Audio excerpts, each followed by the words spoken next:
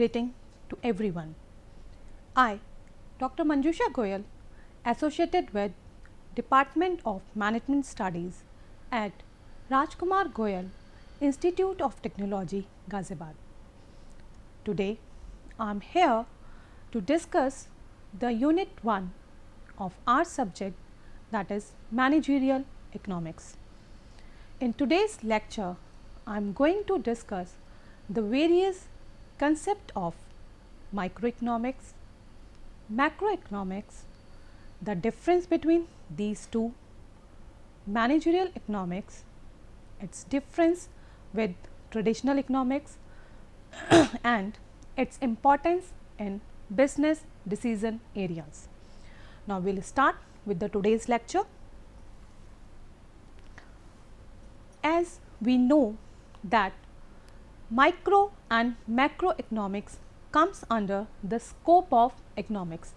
Now, we can have a brief review of what economics is. Economics is a social science in which a society chooses how to use their scarce resources which are having alternative uses for present and future consumption. So, that is our economics. Now, we divide in economics in two forms, micro and macro. Micro means small. When we are talking about an individual unit, that is micro. Macro means big. When we are talking in totality, that is macro. So, we will discuss these two one by one. We will start with the concept of microeconomics. Microeconomics is the branch of economics that examine the functioning of individual industries and the behavior of individual decision making units, that is business firms and household. It means in microeconomics our focus is on individual units, individual companies, individual industries. We are dealing only with the problems and the variables of individual companies. That is why microeconomics are divided in three frames. First is product pricing, factor pricing and theory of economic welfare. Now, what is product pricing? When I am talking about product pricing, in this time frame we are talking about all the problems related to a product of an individual industry. Those are tackled and dealt in this time frame. In product pricing, it is divided in further two variables, theory of demand and theory of production and cost. When we are talking about theory of demand, we are talking about the demand of an individual product, of an individual company. We are dealing with all the problems related to our demand, whether it is related to its pricing, whether it is related to its forecasting of demand, whether it is related to the techniques or the factors which are affecting the demand. Means if we are talking about the factors which are affecting the demand, if we are talking about the elasticity of demand, if we are talking about the demand forecasting, then we are talking about the product pricing. We are talking about the microeconomics. Then we come to theory of production and cost. Now, for any organization, production is must to survive, because without production they cannot fulfill the demand of their customer, or when there is a production there is a cost associated with that. So, if we are talking about the theory of production and cost, we have to deal with the various factors which are affecting these two. It can be deciding in advance that which production technique we have to use, which type of cost we are considering, what will be our cost structure, what will be our budgeting for that. So, all these variables, if we are discussing related to a individual product of an individual company or a firm, we are talking about the theory of production and cost, which comes under product pricing and in microeconomics. So, this is the first variable of microeconomics. Then we have the second variable, that is factor pricing. Now, what is factor pricing? If we are talking about the factor pricing, the first thing that comes in our mind again, that is factor of production, because factor pricing are related to factor of production. As we know that for producing a commodity, certain factor of productions are required, means mandate. Without these, we cannot go for a production of any commodity, and these factor of production are land, labor, capital and entrepreneur. As in economics, if I talk about the land, so land means all the natural resources which are used in the society, that is land. Whether we are using a construction sites, whether we are using a residential property or commercial property, that comes under land. So, for that we have to pay the rent, means for a factor of production, that is land, we have to pay the rent. Second comes the next factor of production, that is labor. In economics, labor means all the physical and mental work done by the human being, whether it is a physical labor or whether it is a mental labor, all comes under labor category.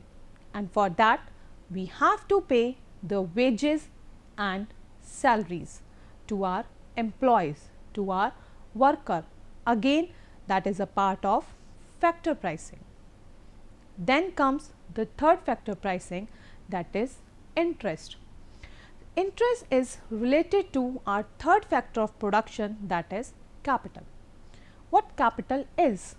Capital is the initial amount invested in any business to survive.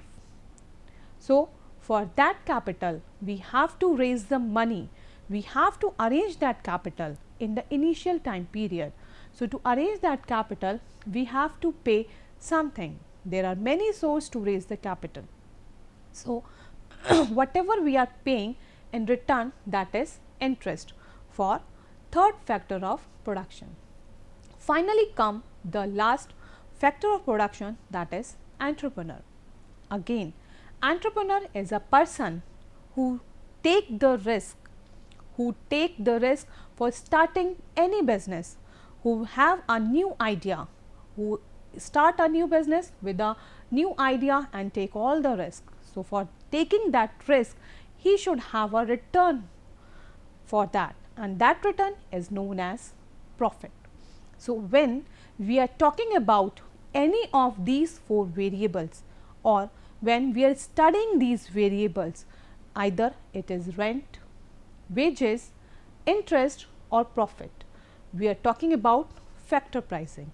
That again is a microeconomic variable. Now, the third part of microeconomics is theory of economic welfare. As in other two parts, we are focusing only on money, but according to Alfred Marshall, what he defined in his definition, that wealth is not only important for the society, it is welfare also which is equally important for a society to survive, because wealth is required for human being to live a happy life. So, we have to consider not only money, but we have to focus on the welfare also. So, when we studied about the welfare part, we are talking about the theory of economic welfare. So, these are the three components of the microeconomics: product pricing, factor pricing and theory of economic welfare. So, whenever we are talking about any of the variable, we are talking about the microeconomic variable, whether it is demand, whether it is production, rent, wages, interest or profit. So, all these are the microeconomic variable. Next, we have to discuss the concept of macroeconomics. Macroeconomics is the branch of economics that examine the economic behavior of aggregate income, output, employment and so on a national scale. It means when we are talking about the macroeconomics, we are talking about the totality of nation. We are talking about a nation in complete form. We are talking about the economy altogether. We are not discussing the individual industry or an individual unit. We are talking about the national point of view, like what will be the output level of in an economy, what is an employment opportunity in an economy, what is the inflation level, what is the income distribution in an economy. So, all these concepts are related to macroeconomics. So, that is why we have written here that in macroeconomics we talk about national income, employment, inflation and growth and many other factors which will affect the economic status of any country. So, all that comes under macroeconomics. If I will talk about the GDP, that is again a macroeconomic factor. If we will talk about the inflation level, if we talk about the growth level, output level, that is all the macroeconomics. So, macro means big, the whole economy as total we are discussing. Now, after discussing these two individually, it is important to discuss the difference between micro and macroeconomics. The first point of difference, as we already discussed, that microeconomics is dealing with individual market. Again, I am saying that individual market means we are discussing the problem of an individual unit. We are discussing the problem of an individual market, individual industry. If we are talking about the demand of a Reliance industry, that is micro. If I am talking about a particular demand of a particular pen or a particular cream, that is I am talking about an individual market. But if I am talking about the macroeconomics, then we have to talk about the whole economy as a complete form. We are talking about the GDP of an economy, GDP rate, whether it is increasing or decreasing, that is a macroeconomic variable we are studying. So, this is the first point of difference. Then comes that in microeconomics, we are dealing with the effect on price of a goods, means we are talking the effect of price of a good of a individual industry, whether due to change in the price, what is the effect on demand, whether the price are increasing, might be possible that due to change in consumer preference, prices will increase or decrease according to the demand. So, that is in that case we are dealing with microeconomic factor. Then comes if we are talking about inflation, means if I are talking about the inflation level of economy, then I am talking about macroeconomics, like the prices of all the goods are increasing this year in economy due to coronavirus, might be possible. So, in that case I am talking about inflation level, I am talking about macroeconomic variable. So, that is a point of difference, that in micro we are talking about the effect on a single commodity, and in macroeconomics I am talking about the effect of price in all the commodity, that is macroeconomics. The third point of difference is in microeconomics I will deal with the individual labor market. Again I am solving out the problem of an individual company. If I will talk the problem of a cottage industry, that is micro. If I am talking about a particular MSME company or a small scale company or any company, that is microeconomics. But if I am talking about the macroeconomic, in that case I have to talk about the employment level of the economy, like due to coronavirus there is a huge employment in the economy because of the means shutdown of unorganized sectors. So, that is a macroeconomic variable which will affect the economy. So, that is the difference in between. Then next comes the difference is individual consumer behavior. If due to any factor of demand, if the consumer behavior changes, so it will affect the demand of a particular product of a particular company. So, that is talking about the microeconomics. But if in totality I will talk about like a decrease in demand of a computer, suppose desktop, that is demand decrease in aggregate demand. If I will talk about the decrease in demand of a small cars, that is again a aggregate demand of small cars. So, that is again a macroeconomic factor. So, these are the differences, and the last difference is supply of goods. In microeconomics, again we are talking about the individual industry. If a supply of goods of an individual company will decrease or increase, or what can be the factors which will help in increasing the supply of a commodity or a product, or what the factors which will decrease lead to decrease in the supply of goods and commodity, that is lead to microeconomics. But if I am talking about the production capacity of an economy, then I am talking about the macroeconomics. So, these are the differences between microeconomics and macroeconomics, and altogether the basic differences in microeconomics we are talking about the individual industry or an individual product and an individual company, but in macroeconomics we are talking about the whole nation, whole country altogether. That is the difference. Next come the concept of managerial economics. What actually managerial economics is? Managerial economics apply the principles and methods of economics.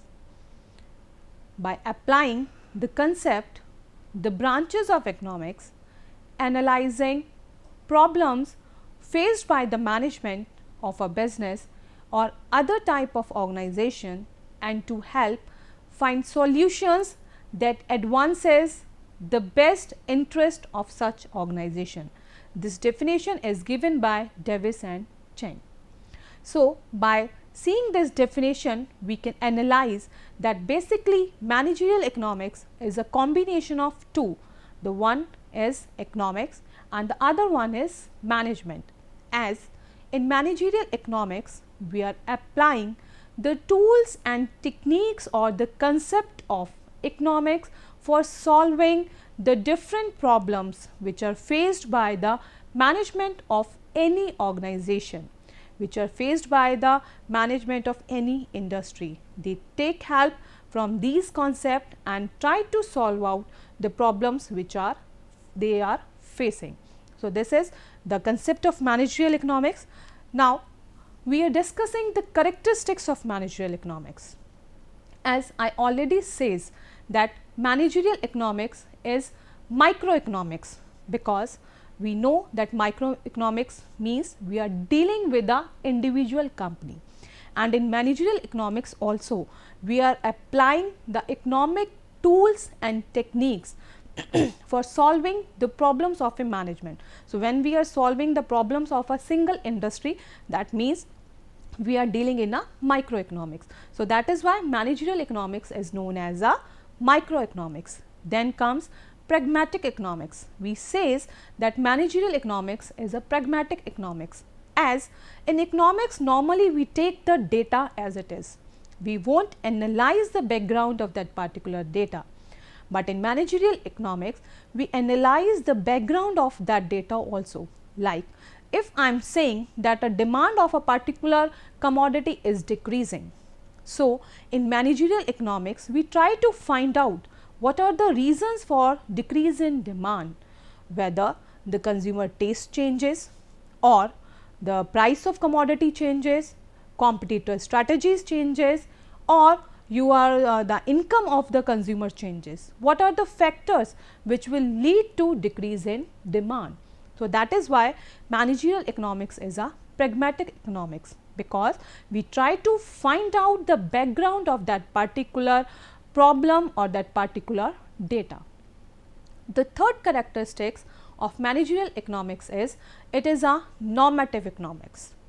Managerial economics is a normative economics because it try to find out the solution of the problem. Means it not only try to find out the background of the problem, but it also give the solution of the problem. That is the actual use of managerial economics. As we want to find out the solutions, it tells about what ought to be. What ought to be means now what we have to do. Suppose if I says that decrease in demand is there, so we try to find out the background of that, but now we have to find out that what the company has to take what step they have to take, whether they have to stick on the same policy which they are following, or whether they have to change the policy to increase the demand. So, that solution is came out with the help of managerial economics. Next come the theory of firm. Theory of firm is as already told that managerial economics is dealing with the individual industry and individual firm. So, that is why it is a theory of firm, because it is dealing with the problems of supply, demand, production and other problems related to an individual industry.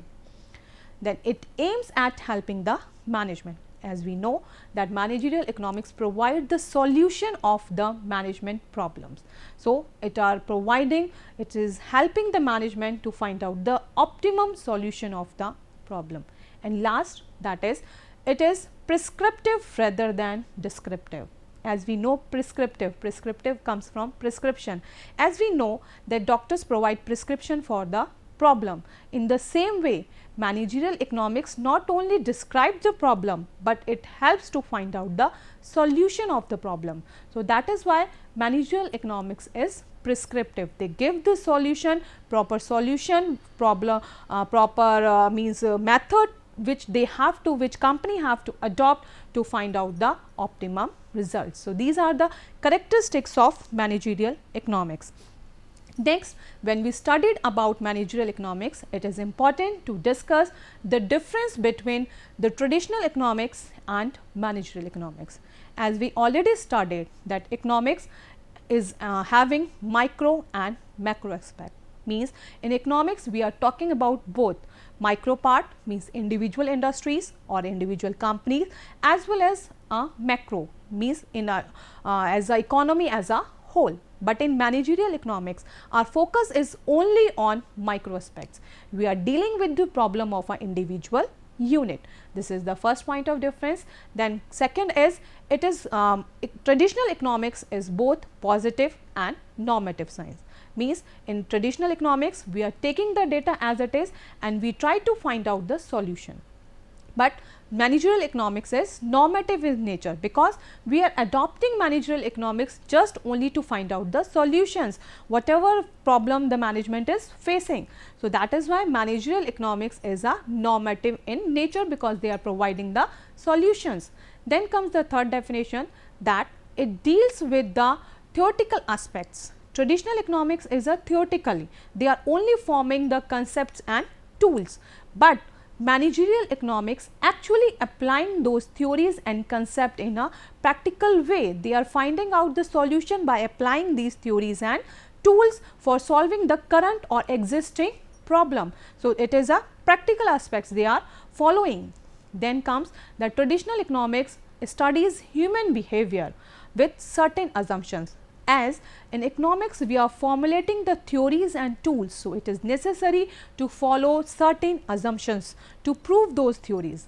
But as managerial economics is a practical aspect, so we need not to follow any assumption, we just apply those theories to find out the solutions. Then comes that in traditional economics we study the economic aspects of the problem, only economic aspect. But in managerial economics, we are studying both economic as well as non-economic aspects. Then comes the next difference, that is in traditional economics, we study the underlying rent, principle of rent, wages, interest and profit, that is the factor pricing. But in managerial economics, we are focusing only on profit, as we all know that profit is a main motive of any organization. Without profit they cannot survive. So, management's focus is only to maximize their profit. And last, that is traditional economics is limited in scope and managerial economics is wider in scope. So, this is the difference between traditional and managerial economics. Now, we have to discuss that what is the use of managerial economics in business decision making. Now, as we can see with the diagram, that managerial economics is a link between traditional economics and decision science. Managerial economics take the help from traditional economics and tools from the decision science and able to solve the problem.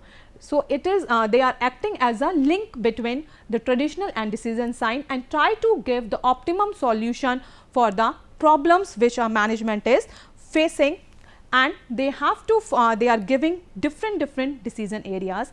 Like first is business planning. As we know that planning is thinking in advance.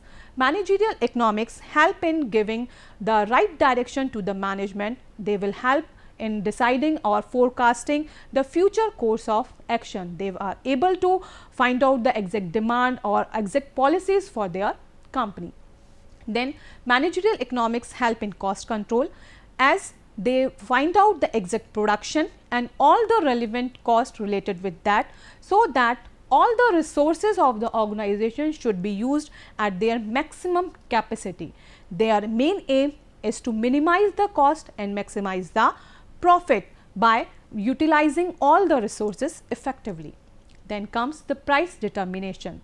Managerial economics help in providing the relevant data to their manager to decide the right price for the right product, because when they are deciding the price, they have to consider many factors, like whether the product is a new product or whether the product is existing product. If product is existing product, then they have to find out the way accordingly. They have to check the customer perceptions, they have to check the competitor strategies to decide the price, and all this data is provided by the managerial economics.